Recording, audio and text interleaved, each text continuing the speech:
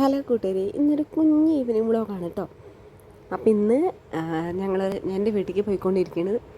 അപ്പോൾ ഏട്ടൻ ഇന്ന് സാധാരണ ഞങ്ങൾ സ്കൂട്ടിയിലാണ് പോവാറ്. അപ്പോൾ ഏട്ടൻ പറഞ്ഞു ഇന്ന് നിങ്ങൾ റെഡി ആയിട്ട് നിൽക്ക്, നമുക്ക് പിക്കപ്പിൽ പോകാൻ പറഞ്ഞു. അപ്പോൾ ഏട്ടൻ പണിക്ക് പോണ പിക്കപ്പാണ് സംഭവം. അതിൽ ഏട്ടനാണ് കാട്ടിലേക്ക് വെള്ളമൊക്കെ കൊണ്ടുപോകണത്. അവിടെയുള്ള ആൾക്കാരനെ അങ്ങോട്ട് കൊണ്ടുപോകും ഇങ്ങോട്ട് കൊണ്ടുപോകും, അങ്ങനത്തെ എല്ലാ കാര്യങ്ങളും ചെയ്യണ പിക്കപ്പിലാണ് ഏട്ടൻ. അപ്പോൾ അന്ന് അതിൽ വെള്ളം അടിക്കാൻ വേണ്ടി വന്നപ്പോൾ ഞങ്ങളെയും കൂടി കൂടെ കൂട്ടി ഏട്ടൻ. സത്യം പറയുകയാണെങ്കിൽ ഞാൻ പിക്കപ്പിൽ കയറിയിട്ട് ഒരു വർഷം കഴിഞ്ഞു. എന്ന് വെച്ചാൽ ഉണ്ണിനെ പ്രസവിക്കണതിൻ്റെ കുറച്ച് മുന്നേ, ഒരാഴ്ച മുന്നാണ് ഞാൻ പിക്കപ്പിൽ കയറി ഒരു റൈഡ് ഞങ്ങൾ രണ്ടാളും കൂടി രാത്രി ആരും അറിയാണ്ട് പോയത്.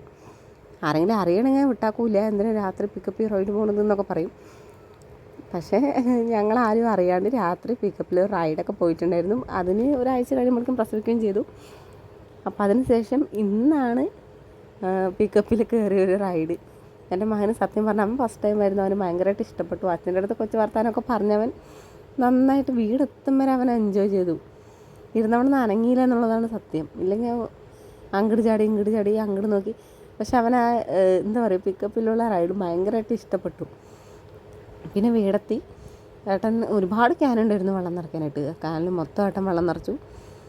പിന്നെ അവൻ്റേതായ കലാപരിപാടികളും കളികളും ഇപ്പോൾ ഒതുങ്ങി അവിടെ ഇരിക്കാത്തത് കൊണ്ട് ഫുൾ ഓട്ടവും കളിയാണ്. പിന്നെ ഞങ്ങൾ തോട്ടത്തൊക്കെ പോയി, അവിടെ പോയപ്പോൾ മണ്ണിക്കളി. ഇപ്പോൾ ഫുൾ മണ്ണിക്കളിയാണ് മെയിൻ. ആശാൻ ഒരേ കളിയാണ്. അവിടെയാണെങ്കിൽ കനാലിൽ വിടും ഏട്ടൻ്റെ വീട്ടിൽ. അപ്പോൾ കനാലിൽ ഇപ്പോൾ വെള്ളം വിട്ടിട്ടുണ്ട്. വെള്ളം വിടണ മുന്നേ കനാലിൽ വിട്ട് കഴിഞ്ഞാൽ അവൻ അവിടെയും മണ്ണ് വരി കളിക്കുന്നത്. എവിടെയാണെങ്കിലും മണ്ണിൽ തന്നെ കളി. പിന്നെ നമ്മൾ കുട്ടികളെ മണ്ണിൽ കളിച്ച് വളരട്ടെ, നമ്മൾ ശ്രദ്ധിച്ചാൽ മതിയല്ലോ എന്ന് പറഞ്ഞിട്ട് ഞാനും വിടും. അവനെവിടെ എങ്ങോട്ട് പോകണമെങ്കിലും കൂടെ, എങ്ങനെ നിൽക്കുകയാണെങ്കിലും കൂടെ ഞാൻ ഉണ്ടാവും. അതുകൊണ്ട് ഒന്നും അങ്ങനെ വാരിയെടുത്ത് വായൊന്നും ഇടാൻ ഞാൻ വിടില്ല, പരമാവധി ശ്രദ്ധിക്കും. പിന്നെ വീട്ടിൽ പോയി നോക്കിയപ്പോൾ, തിരിച്ച് വീട്ടിൽ പോയി നോക്കിയപ്പോൾ എൻ്റെ പഴയ ഡയറിയും പിന്നെ കുറച്ച് ബുക്കുകളൊക്കെ ഷെൽഫ് അടുക്കി വെക്കണം എൻ്റെ കൂട്ടത്തിൽ ഇരിക്കുന്നുണ്ടായിരുന്നു.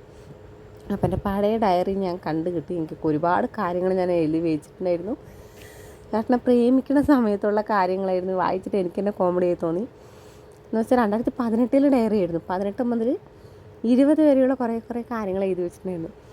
പിന്നെ അതിൽ എൻ്റെയും എൻ്റെ അനിയത്തിൻ്റെയൊക്കെ കുറേ പഴയ ഫോട്ടോസൊക്കെ ഉണ്ടായിരുന്നു. അപ്പോൾ അങ്ങനെ അതൊക്കെ നോക്കി വരാൻ നേരത്ത് വലിയമ്മ ദോശ ചുട്ടിട്ടുണ്ടായിരുന്നു. അപ്പോൾ ദോശയും പരിപ്പിച്ചാറും അച്ചാറും കൂട്ടിയിട്ട് കഴിച്ചിട്ടാണ് വന്നത്. അപ്പോൾ അത്രയേ ഉള്ളൂ കേട്ടോ നമ്മുടെ ഈവനിങ് വ്ളോഗ്, അത്രയേ ഉള്ളൂ.